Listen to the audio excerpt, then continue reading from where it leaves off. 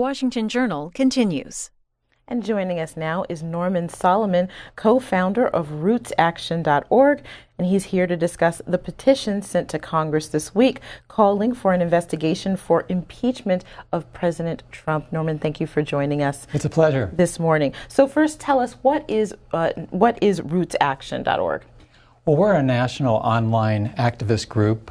We have over 1 million members now around the country, and we have been around to mobilize from the grassroots people's concerns about a range of issues. In recent weeks, we've banded together with the organization Free Speech for People to launch a petition campaign, as you mentioned, for the impeachment of President Trump. And how many signatures did you get on this petition that you presented to Congress? Well, as of this morning, we have 880,000 signers from around the United States, and we dropped off that petition 2 days ago to Congressman Jamie Raskin from Maryland on Capitol Hill. At that point, we had a very tall printout of signers of the petition, 870,000. Okay, and we've seen a lot of petitions that have been filed recently and over the course of the last several years. How effective is petitioning in actually motivating some sort of action? Well, one of the precepts of democracy, I think, is that when people lead from the grassroots in communities around the country and organize effectively, then leaders will follow. And I think it's important to say that the petition signers that have been going to impeachdonaldtrumpnow.org are not only participating in signing a petition, but it's the start of a national campaign which is going to be coming to the fore, for instance, next week, as members hold town hall meetings and forums around the country. So the petition is a tool, and petitions can just sit there. They can be pixels on a screen or printouts on paper, or they can be something a lot more. And in the case of the Impeach Donald Trump Now campaign, it's a lot more because the impeachment campaign is grounded on constitutional issues.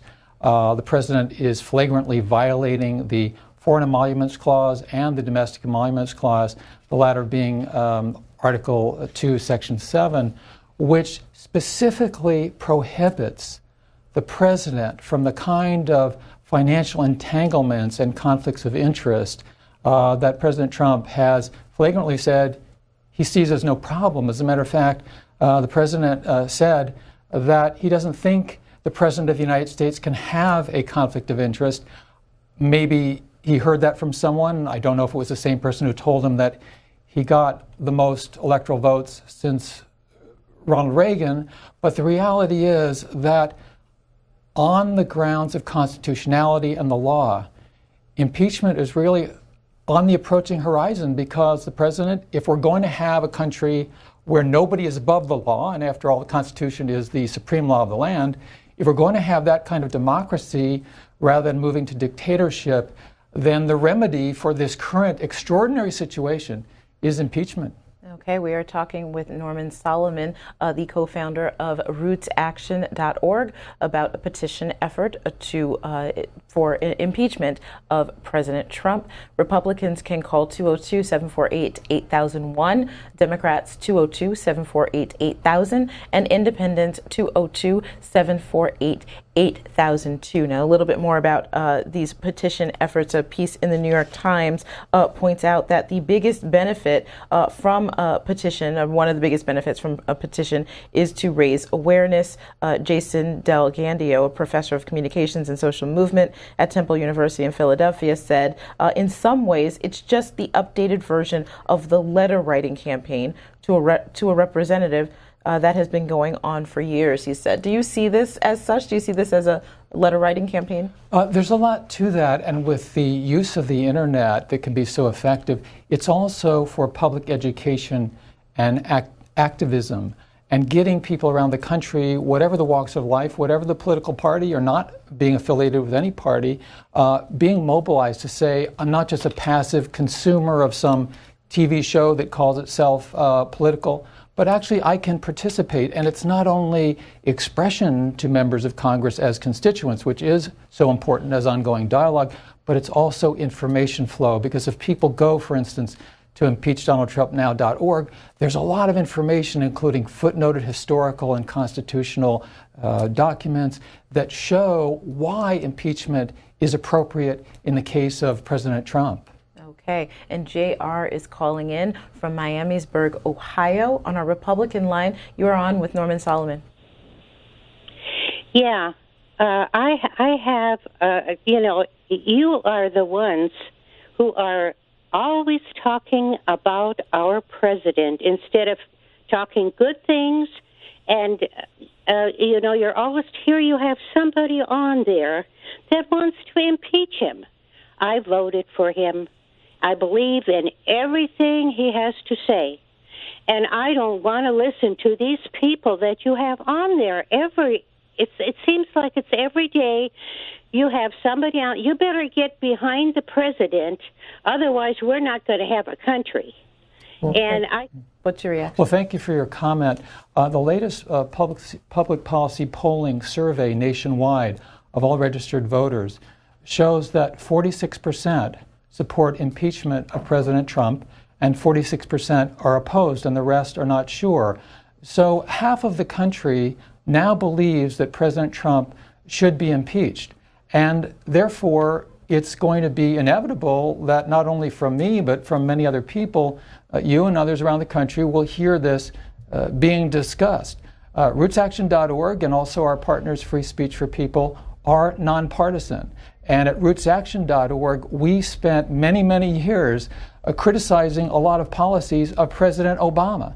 So that kind of independence of thought and action, I think, is very important. But whether you're a Republican, a Democrat, an independent, or a member of a very small party, we all have a Constitution of the United States. And an underlying question is whether the president is above the law, above the Constitution of the United States. And frankly, members of both parties on Capitol Hill have pretty much dodged that so far. But they're not going to be able to evade that question any longer. One of the characteristics of a dictatorship is that somebody at the top is impervious to law, can be contemptuous, can go ahead and ignore any law that he or she doesn't like. And very briefly, I would recommend to you to look at Article 2, Section 7, the Domestic Emoluments Clause, sometimes known as the Presidential Compensation Clause. It mentions the president. The framers, including Alexander Hamilton in one of the Federalist Papers, made very clear that this was a stringent, definite regulation that the president, on constitutional terms, must be adhering to. And yet, we have a president who came in. He was warned by many constitutional scholars beginning the day after Election Day that as the president-elect, he could not go ahead and be so entangled with the Trump Organization finances, and yet here earlier this month, February 4th story with the president already in the White House, Associated Press reported that the president, Trump, is still in the direct income stream. He's supposed to have established a fully blind trust. Instead, with the Trump Organization, what President Trump has is a 2020 trust. He's totally aware of everything that is affecting the finances and well-being of his family and his own personal wealth. That is antithetical to the Constitution. Okay, Robert's calling from New Baltimore, Michigan, on our independent line. Good morning, Robert. Good morning. Go ahead. You're on the line with Norman Solomon. Yeah, I just had a comment. I understand the whole political climate is very hostile right now, and with your organization, you're basically saying you want to impeach Trump now. If you look at the line of succession, are we going to be really heading towards a better solution or a worse solution if that happens? Because you have individuals like Mike Pence, you have Rex Tillerson. I mean, do you really want these kind of corrupt individuals to be running the country? Well, first of all, if we're going to have a country that operates under the supreme law of the land, the Constitution, then we can't pick and choose and say, okay, the president can flagrantly, on an ongoing basis, violate the Constitution because we're not too fond of the prospect of the vice president becoming president. So that's the constitutional and I think the very well-grounded legal and political answer, which is that if you give a pass to the president and say, well, it's okay for you to ignore the law, then that bakes in the cake a de facto dictatorship, which certainly this president has shown some definite characteristics of being interested in asserting and bringing into being. But let's approach your very good question from a purely political standpoint. If you look back to what happened when the House Judiciary Committee voted for the impeachment of Richard Nixon in mid-1974, there were 7 members of that committee who were Republicans who voted for impeachment. And that showed, as would be the case with an impeachment and removal of President Trump, that if Republicans are willing to cross that divide and vote for impeachment, then it becomes much less of a partisan issue. Let me put it to you another way, and then we'll talk for a moment about Mr. Pence. The only way, given the majorities in the House and Senate, that President Trump can be impeached and then removed from office would be if substantial numbers of Republicans in both houses vote to impeach and remove him. Numerically, it's at least 25 members of the House who'd be Republicans who'd have to vote for impeachment, at least 19 Republicans in the Senate because of the 2/3 constitutional requirement in the Senate to remove a president from office. Well, what would that mean? Just imagine. What would it mean if such substantial numbers of Republicans voted to impeach and remove President Trump from office? It would splinter the Republican Party. That is the reality. You would have many diehards on Capitol Hill and across the country, Republicans who would be furious at those Republicans who on principle voted for impeachment and removal. If President Pence became a reality, he would become a reality with a Republican Party behind him that would be fractured, that would be way back on its heels. And ultimately, and I'd sum it up this way, should we enable a dictatorship under President Trump, or should we go a constitutional route on the basis that no one should be above the law? Okay, we have a lot of calls waiting to talk to you. Ruth is calling from Columbia, South Carolina on our Democratic line. Hi, Ruth. Hi, how are you? Hi. Hi, I'm calling because this is the first time I've heard anything about impeachment, but I've been actually sitting down wondering when someone will be filing something. And I would also, I have a question I want to ask you regarding our the Congress. Isn't Congress supposed to step in and make some kind of change? Because I believed that we had a fail-safe mechanism in our Constitution where they're supposed to back the American people and realize that something is not right. He has, even I know that you cannot pass a law or sign a bill to have people deported just like that.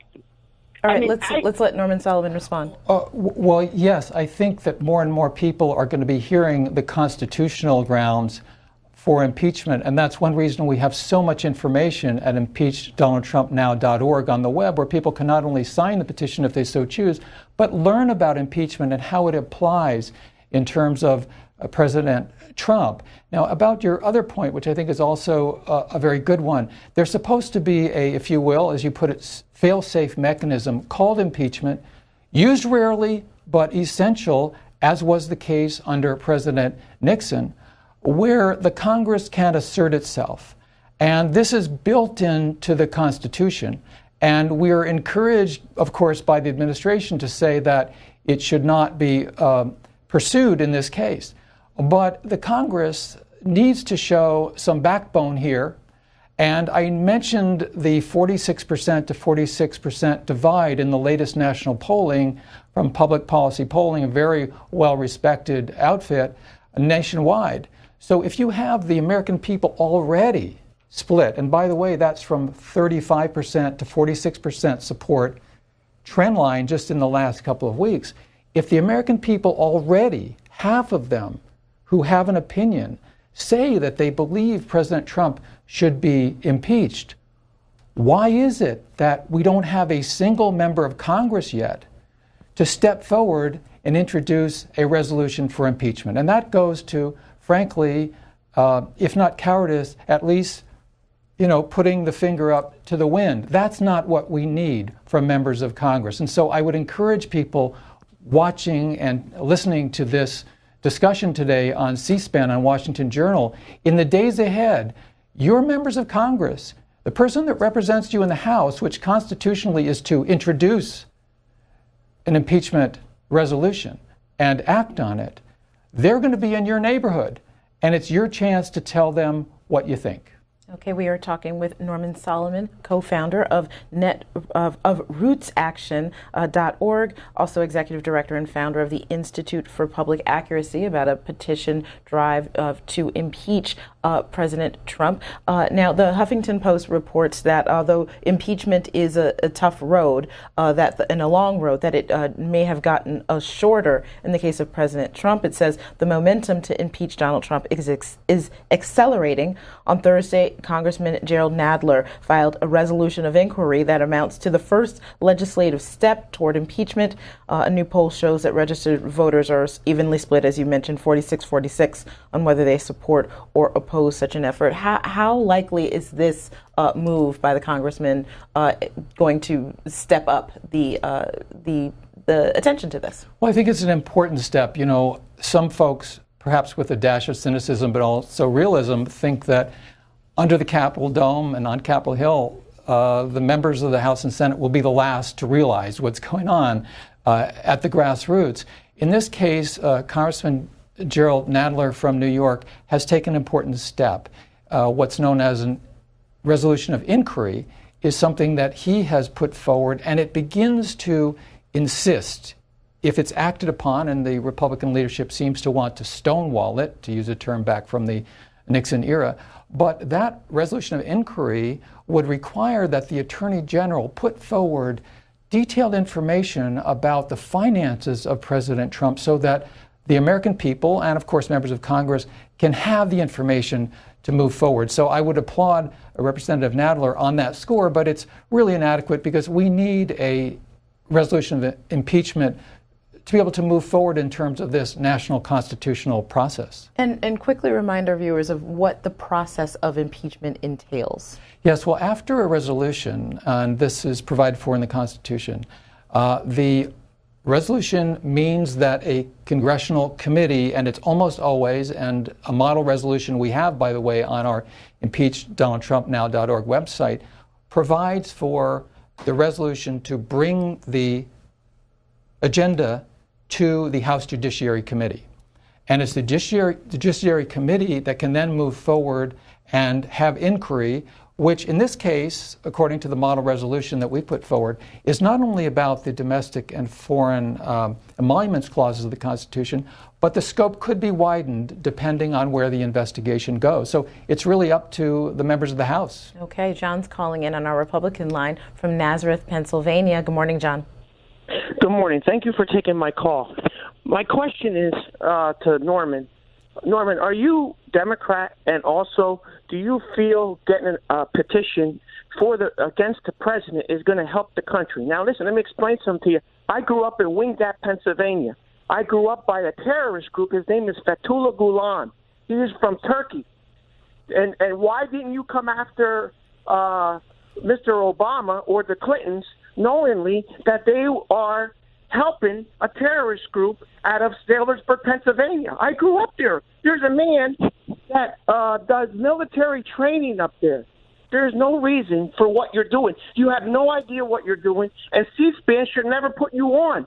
Okay, let's let Mr. Solomon respond. Well, I'm not sure what your comments have to do with impeachment about the incidents that you, as you described them anyway, in Pennsylvania. I've had a variety of registrations in terms of party affiliation. I'm currently a Democrat. As the co-founder and coordinator of RootsAction.org, I've overseen hundreds of nationwide online actions that have been very critical of Democratic Party leadership and very critical, by the way, of President Obama year after year during his presence in the Oval Office. So this is not about partisanship. And whatever concerns people may have about terrorism, it is totally inappropriate to think that our concerns should mean that the Constitution of the United States should be null and void. And one other point on that, President Trump has major investments in Saudi Arabia. And if you're going to look at major sources of Wahhabi fanaticism and terrorism, and where most of the 9/11 hijackers came from, that would be Saudi Arabia. So you might have some concern about how the Foreign Emoluments Clause of the U.S. Constitution would create a conflict of interest for the current man behind the desk in the Oval Office. Linda's calling from Harrogate, Tennessee, in our independent line. Linda, you're on with Norman Solomon. Thank you for taking my call. This right here man sounds like a Democrat nut, and I was going to say something else, but he didn't come after the Kennedys, and would he have come after Miss Clinton when she raised money for her campaign from Saudi Arabia?